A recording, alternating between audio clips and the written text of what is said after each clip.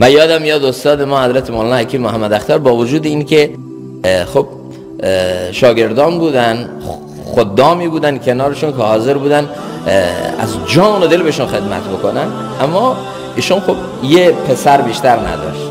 آدم اگر 100 تا خادم و 100 تا پرستار و 100 تا نمیدونم مستخدمم کنارش باشه، انقدری که از دیدن فرزندش خوشحال میشه از هیچ خوشحال نمیشه. و بنین شهود و فرزندانی که کنار آدم هستن، دیدن این فرزند لذت داره.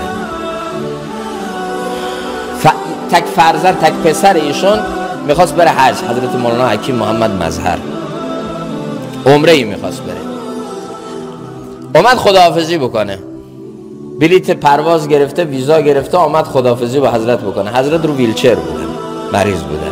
اومد گفت پدر جان الحمدلله ویزای من در اومده و من عازم عمره هستم، برای من دعا کنید. اومدم برای خداحافظی. مولانا گفت که برو پسرم، خدا پشت و پناهه، اما پدر پیرتو میخوای بذاری کجا بری؟ بعد گفت که پدر جان شما که هستن، دیگران خدمت شما رو میکنن، من کلی سفارشم کردم و کلی اسبابی برای رفاه شما و برای آسایش شما اینجا فراهم کردم دور براتون.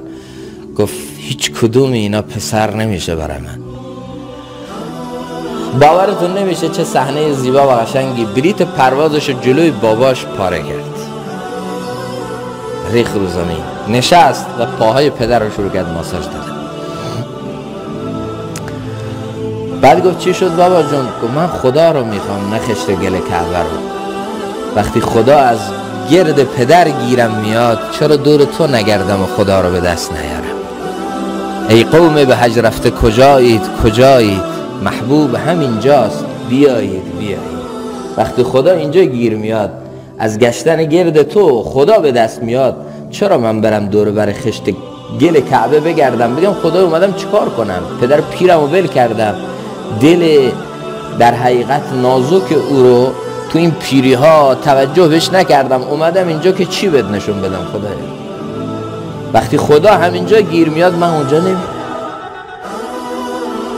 و یه بشاشتی، یه لطفی اون لحظه تو چهره حضرت استاد من دیدم که قبطه خوردم به حال فرزندشون. گفتم الحمدلله که چه بینش و چه فکر قشنگی داره، خدا رو چه سادگی به دست آورد. اگر ایشون انشاءالله امید من به الله اینه که ایشون اگر هیچ خدمت دینی ولو این که نمیداشت که داره، چقدر خدمات وسیع، اگر هیچ خدمت دینی نداشته باشه همین بسشه که تو اینجا دل یه بنده خدا اونم پدر رو به خاطر خدا به دست آورد.